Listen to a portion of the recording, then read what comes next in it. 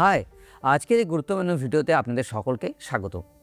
আমার কাছে একটা প্রশ্ন বারবার আসে যে আমাদের কাছে কিছু একটা টাকা রয়েছে, আমাদের ঘরে একদিন জন্ম নিয়েছে নতুন সদস্য, তার নামে আমরা কিছু একটা টাকায় ইনভেস্ট করব। এবং কোথায় ইনভেস্ট করলে আমরা আমাদের বাচ্চার ভবিষ্যতের জন্য ভালো একটা অ্যামাউন্ট জমাতে পারবো। দেখুন, আপনারা যখন আপনার আশেপাশে শুনতে যান যে আপনারা কোথায় ইনভেস্ট করবেন আপনার বাচ্চার নামে, তাহলে অনেক স্কিমের ব্যাপারে আপনারা জানতে পারেন। যদি আপনারা ইউটিউব বা আদার প্ল্যাটফর্মে সার্চ করেন, সেখানেও আপনারা নানান ধরনের স্কিম দেখতে পান, যেখানে বলা হয় এই স্কিমে ইনভেস্ট করলে আপনার বাচ্চার ভবিষ্যৎ ভালো হবে এবং বাচ্চার ভবিষ্যতের জন্য ভালো একটা অ্যামাউন্ট আপনি জমাতে পারবেন। এরকম অনেক স্কিম রয়েছে, কিন্তু দেখুন, সব স্কিমে ইনভেস্ট করাটা সম্ভব নয়। আবার সব স্কিম আপনাদের জন্য বেস্ট হবে তাও নয়। কিছু স্কিমে আপনাদের এমনভাবে দেখাবে যে এত টাকা করে ইনভেস্ট করুন, এত টাকা পাবেন, কিন্তু দেখা যায় যে অত টাকা ইনভেস্ট করার মতো ক্ষমতাও আপনাদের কাছে নেই বা আমাদের কাছে নেই। তো সব বুঝে শুনে আমাদেরকে ইনভেস্ট করতে হয়। তো এই কারণেই আমরা কিছু স্কিম নিয়ে আলোচনা করব, যেখানে আপনারা ট্যাক্সের সুবিধা পাবেন, আবার রিটার্নও ভালো পাবেন। কারণ আমরা সবাই জানি যে আমরা কিছু একটা টাকা যে ইনভেস্ট করবো আমাদের বাচ্চাদের নামে, সেই টাকাটা তার যখন 18 বছর হবে বা 21 বছর হবে, তখন আমি তার এডুকেশন পারপাস হোক, বিয়ে পারপাস হোক, আমি সেটাকে তুলে তাদের ভবিষ্যতের জন্য খরচা করব। তাই আমাকে একটা সেফ জায়গায় টাকায় ইনভেস্ট করতে হবে। তাই আজ আমরা এই ভিডিওতে এলআইসি, এসএসওয়াই এবং পিপিএফ নিয়ে আলোচনা করব। কেন আমি এই তিনটা স্কিমকেই ধরলাম, কেন আমি আদার্স কোনো স্কিমকে এই লিস্টে রাখলাম না, সবার প্রথম এটাকে ক্লিয়ার করে দিই। দেখুন, এসএসওয়াই মানে সুকন্যা সমৃদ্ধি যোজনা, আপনারা সবাই জানেন। পিপিএফ পাবলিক প্রভিডেন্ট ফান্ড, সেটাও আপনারা সবাই জানেন। এলআইসির যে স্কিমটির ব্যাপারে আলোচনা করবো সেটা হলো এলআইসির জীবন লাক্সার, বা আপনারা বলতে পারেন এলআইসির কন্যাদান পলিসি। এই তিনটে স্কিম নিয়ে আলোচনা করব এই কারণেই, কারণ সবাই আপনাকে কিন্তু ভিডিওতে আলোচনা করে বলবে যে এইসব স্কিমে ইনভেস্ট করে আপনারা ভালো রিটার্ন পাবেন, ট্যাক্সের সুবিধা পাবেন, আরও আদার্স অনেক কিছু পাবেন। তাই ডিটেলসে আলোচনা করবো এই তিনটের মধ্যে আপনার কোনটা বেস্ট, বা আপনি আপনার অনুযায়ী কোনটাতে ইনভেস্ট করবেন এবং কোথায় ইনভেস্ট করে আপনারা সবথেকে বেশি রিটার্ন পেতে পারেন। প্রতিটি বিষয় নিয়ে পুরো ডিটেলসে আলোচনা করব এবং ক্যালকুলেশনও দেখাবো, যাতে আপনাদের এই ভিডিও দেখার পর আদার্স আর কোনো ভিডিও দেখার প্রয়োজন না পড়ে। তাহলে সবার প্রথম কথা বলি এসএসওয়াই, সুকন্যা সমৃদ্ধি যোজনা। সুকন্যা সমৃদ্ধি যোজনাতে ইনভেস্ট করতে গেলে আপনি ব্যাংক বলুন, পোস্ট অফিস বলুন, যে কোনো জায়গায় ইনভেস্ট করতে পারবেন, যে কোনো জায়গায়। সবার প্রথম এখানে একটা কন্ডিশন রয়েছে, আপনার বাড়িতে মেয়ে সন্তান যদি জন্ম নেয়, তাহলে আপনারা সুকন্যা সমৃদ্ধি যোজনাতে ইনভেস্ট করতে পারবেন। হ্যাঁ, গার্ল চাইল্ড যদি জন্ম নেয়, কারণ ছেলে জন্মালে আপনারা সুকন্যা সমৃদ্ধি যোজনাতে ইনভেস্ট করতে পারবেন না। যদি আপনারা এসএসওয়াইতে ইনভেস্ট করতে চান, তাহলে মেয়ের বয়স 10 বছরের ঊর্ধ্বে হলে চলবে না। 10 বছরের কম, মানে যেদিন থেকে জন্ম নিয়েছে তার পরের দিন থেকে 10 বছরের মধ্যে যে কোনো দিন আপনি চাইলে আপনার মেয়ের নামে এসএসওয়াই অ্যাকাউন্ট ওপেন করাতে পারবেন। বছরে আপনি ন্যূনতম 250 টাকা জমা করতে পারেন এবং ম্যাক্সিমাম বছরে আপনি 1.5 লক্ষ টাকা অবধি জমা করতে পারবেন। হ্যাঁ, বছরে মিনিমাম 250 টাকা এবং ম্যাক্সিমাম আপনি 1.5 লক্ষ টাকা জমা করতে পারবেন। যখন আপনি এই অ্যাকাউন্টটি ওপেন করাবেন আপনার বাচ্চার নামে বা আপনার মেয়ে সন্তানের নামে, তখন বাবা মার সাইনটা কিন্তু মাস্ট বি, সেখানে কিন্তু লাগবে। এছাড়াও এই স্কিমে যখন আপনারা ইনভেস্ট করবেন, মানে এসএসওয়াইতে, তখন কিন্তু আপনারা ডাবলই অনুযায়ী ট্যাক্সের সুবিধাও পাবেন। আপনি যখন টাকা ইনভেস্ট করবেন তখন ট্যাক্সের ছাড় পাবেন, আপনি যখন টাকা রিটার্ন পাবেন ম্যাচুরিটিতে, তখনও কিন্তু আপনারা ট্যাক্সের ছাড় পাবেন। অনেকেই মনে করেন যে এসএসওয়াই কিন্তু আপনার মেয়ে সন্তান মানে গার্ল চাইল্ডের জন্য কিন্তু, বা কন্যা সন্তানের জন্য বেস্ট অপশন। এরপর দ্বিতীয় যে স্কিমটি রয়েছে সেটা হলো পিপিএফ পাবলিক প্রভিডেন্ট ফান্ড, আর এটার ব্যাপারে হয়তো সবাই জানে। বছরে ন্যূনতম 500 টাকা আপনাকে ডিপোজিট করতেই হবে এবং ম্যাক্সিমাম, এখানেও আপনি ম্যাক্সিমাম 1.5 লক্ষ টাকা বছরে জমা করতে পারেন। এই যে দুটো স্কিমের ব্যাপারে আমি যে বললাম, এসএসওয়াই অ্যান্ড পিপিএফ, এখানে আপনারা চাইলে মাসে মাসেও কিন্তু জমা করতে পারেন, মানে 12 মাসে আপনি 12 টাকা জমা করতে পারবেন। কিন্তু শুধু মনে রাখবেন যে বছর শেষে 1.5 লক্ষ টাকা যাতে পার না হয়। পিপিএফ এর মেয়াদ 15 বছর, মানে আপনাকে 15 বছর অবধি টাকা জমা দিতে হবে এবং তারপর গিয়ে আপনি ম্যাচুরিটি রিটার্ন পাবেন এবং 5 বছর পরে আপনি চাইলে অ্যাকাউন্ট ক্লোজও করাতে পারবেন পিপিএফ এর। একটু আগে আমরা কথা বলেছিলাম এসএসওয়াই এর ব্যাপারে, যেখানে সুকন্যা সমৃদ্ধি যোজনাতে আপনাদের 15 বছর অবধি টাকা জমা দিতে হবে এবং আপনি যে রিটার্নটা পাবেন সেটা 21 বছরে গিয়ে। তার মানে 15 বছর আপনি টাকা দিচ্ছেন, 6 বছরের মতো ওদের কাছে সেই টাকাটা থাকবে এবং তারপর আপনাকে রিটার্ন দিবে। পিপিএফ এবং এসএসওয়াই এর মধ্যে এটা কিন্তু ডিফারেন্স রয়েছে। টাকা আপনাকে দুই জায়গাতেই 15 বছর অবধি দিতে হবে, কিন্তু 16 নম্বর বছর বা 15 বছর কমপ্লিট হলে আপনি পিপিএফ থেকে টাকা তুলতে পারবেন, কিন্তু এসএসওয়াই থেকে টাকা তুলতে পারবেন না। হ্যাঁ, তুলতে পারবেন, মেয়ে 18 বছর পার হয়ে গেলে হায়ার এডুকেশনের জন্য, বিয়ে পারপাসের জন্য কিছু কন্ডিশন রয়েছে, সেগুলো কারণে আপনি এসএসওয়াই থেকে টাকা তুলতে পারবেন। কিন্তু অ্যাকচুয়াল ম্যাচুরিটি টাইম যদি আমরা বলি, সেখানে এসএসওয়াই 21 বছর এবং পিপিএফ 15 বছর, কিন্তু টাকা আপনাকে ডিপোজিট করতে হবে দুটো ক্ষেত্রেই 15 বছর। এই পিপিএফেও কিন্তু আপনারা ট্যাক্সের ছাড় পাবেন, মানে আপনি যেই টাকা সুদ পাবেন আপনার আসল মানে সহকারে, সেখানে আপনারা ট্যাক্সের ছাড় পাবেন, মানে সেই টাকার উপর, সুদের টাকার উপর আপনাকে 1 টাকারও ট্যাক্স পে করতে হবে না। এবার আসি জীবন লাক্সায়, যেখানে বলা হয় এলআইসির কন্যাদান পলিসি। আবার কন্যাদান পলিসি শুনতে শুনতে আপনারা আবার এটা ভাববেন না যে এটাও আবার শুধুমাত্র গার্ল চাইল্ডদের জন্য। এই এলআইসি কন্যাদান রেখেছে এসএসওয়াইয়ের মতনই নাম রেখেছে কন্যাদান পলিসি, কিন্তু দেখুন এখানে নিয়ম কিন্তু আলাদা। নিয়ম কি আলাদা? এখানে আপনি আপনার ছেলের নামেও অ্যাকাউন্ট ওপেন করাতে পারবেন, এখানে আপনি আপনার মেয়ের নামেও অ্যাকাউন্ট ওপেন করাতে পারবেন। এলআইসি কন্যাদান পলিসিতে আরেকটা কন্ডিশন রয়েছে, যখন আপনি অ্যাকাউন্টটা ওপেন করান তখন বাবা বা মার নামে হয়। সেই কারণে আপনার ছেলে হচ্ছে না মেয়ে হচ্ছে সেটার দিকে তারা নজর দেয় না, তারা নজর দেয় আপনি গার্জিয়ান হয়ে অ্যাকাউন্ট ওপেন করাবেন। এসএসওয়াইতে কী ছিল, সেখানে আপনি আপনার মেয়ের নামে অ্যাকাউন্ট ওপেন করাবেন এবং তার সঙ্গে আপনি সেখানে গার্জিয়ান হিসেবে থাকতে পারেন, আর এখানে গার্জিয়ানকে অ্যাকাউন্ট ওপেন করাতে হবে। দেখুন এলআইসি মানেই শুধু সেভিংস নয়, তার সঙ্গে আমরা কী পাবো, ইন্স্যুরেন্স পাবো, আদার্স আরও অনেক বেনিফিট পাবো।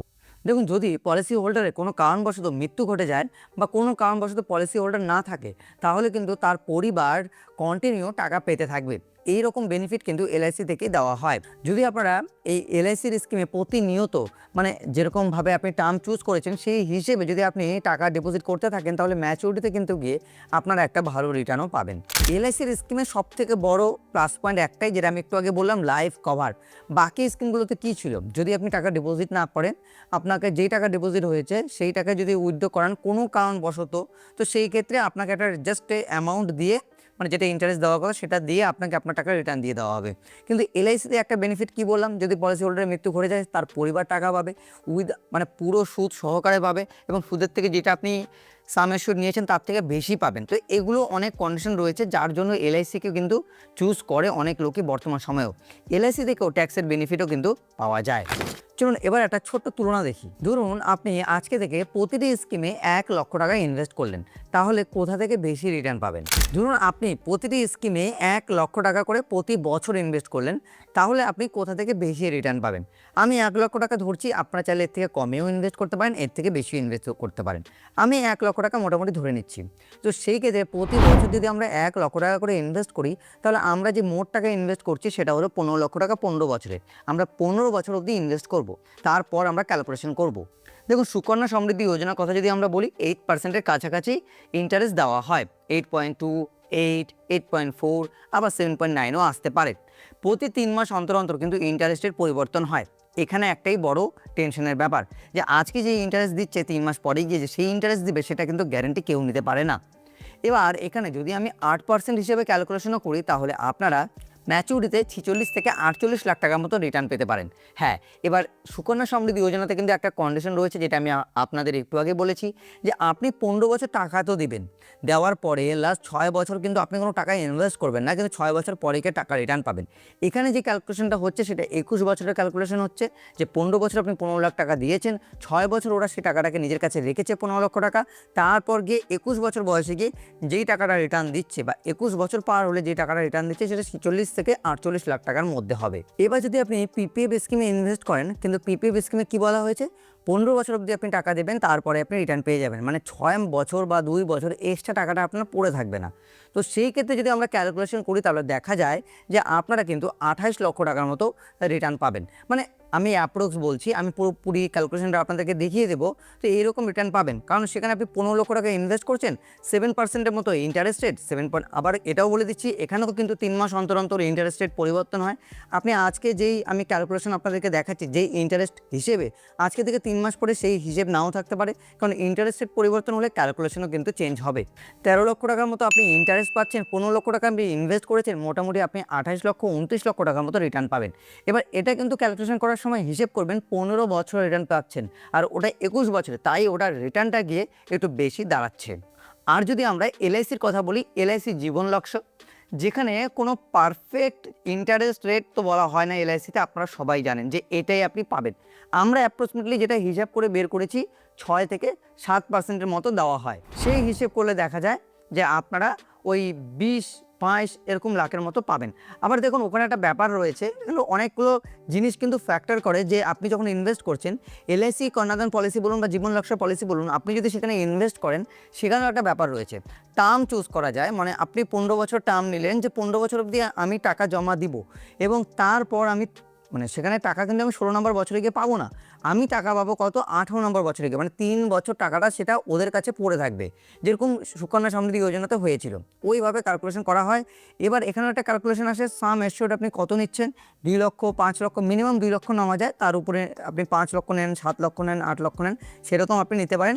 আমার মনে হচ্ছে যে ইন্টারেস্ট আপনি পাবেন, আমি একটা ক্যালকুলেশন আপনাদেরকে দেখিয়ে দিচ্ছি, মোটামুটি আমার মনে হয় 5% থেকে 6%-এর বেশি এই ইন্টারেস্ট পাওয়া যায় না এলআইসি থেকে, এলআইসি জীবন লাক্সায় থেকে। আপনারা ক্যালকুলেশন করুন, আমি ক্যালকুলেটারের লিঙ্কও ডেসক্রিপশনে দিয়ে রাখবো, এছাড়াও আমি আপনাদের চার্ট তো দেখিয়ে দিচ্ছি। এলআইসিতে কেন ইনভেস্ট করে মানুষ, আদার্স যেগুলো বেনিফিট রয়েছে সেগুলোর জন্য কিন্তু এলআইসিতে বেশি মানুষ ইনভেস্ট করে, তাই আমার পার্টিকুলার নিজের মনে হয়। তাহলে একটি কথাই আমাদেরকে বলতে হবে লাস্টে গিয়ে যে আমরা তাহলে কোথায় ইনভেস্ট করব, কোথায় ইনভেস্ট করে আমরা সবথেকে বেশি রিটার্ন পাবো। দেখুন আপনাদের কাছে যদি বেশি টাকা ইনভেস্ট করার মতো ক্ষমতা থাকে, আমি আগে এটা বলে নিচ্ছি যে মনে করুন আপনি প্রতি মাসে 3,000 টাকা করে ইনভেস্ট করতে পারবেন আপনার ছেলেমেয়ে ভবিষ্যতের জন্য।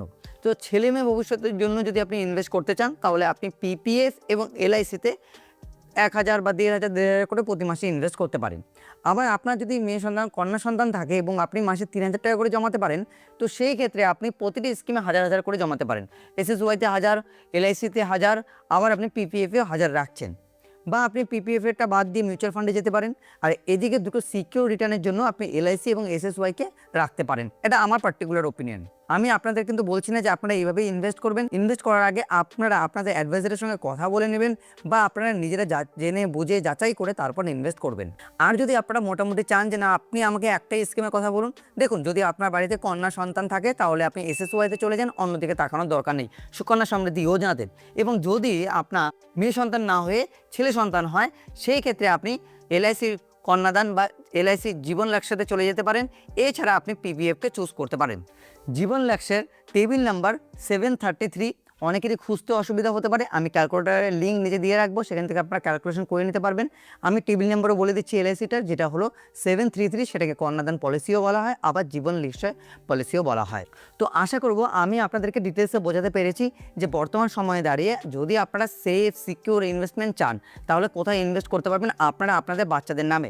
এইগুলোর ব্যাপারে যদি ডিটেলস ভিডিও আপনাদের দরকার পড়ে যে কোথায় ইনভেস্ট করব, কত টাকা, প্রি ম্যাচুরিটি কী রয়েছে, কীভাবে ট্যাক্সের বেনিফিট পাবো, আরও ক্যালকুলেশন দেন, মাসে 1,000 না 2,000 জমালে কত হবে, 3,000 জমালে কত হবে, কমেন্টে গিয়ে আপনারা আমাদেরকে জানাতে পারেন এবং তার সঙ্গে আমরা আলাদা আলাদা ভিডিও 3টের ব্যাপারেই নিয়ে আসবো।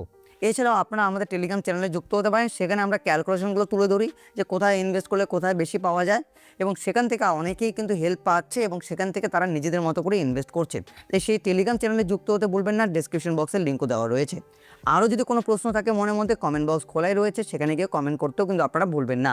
ভিডিওটি যদি আপনাদের ভালো লেগে থাকে তাহলে ভিডিওটি বন্ধুবান্ধব গুরুজনদের সাথে শেয়ার করে দেবেন। ভিডিওটি দেখার জন্য আপনাদের সকলকে অসংখ্য অসংখ্য ধন্যবাদ।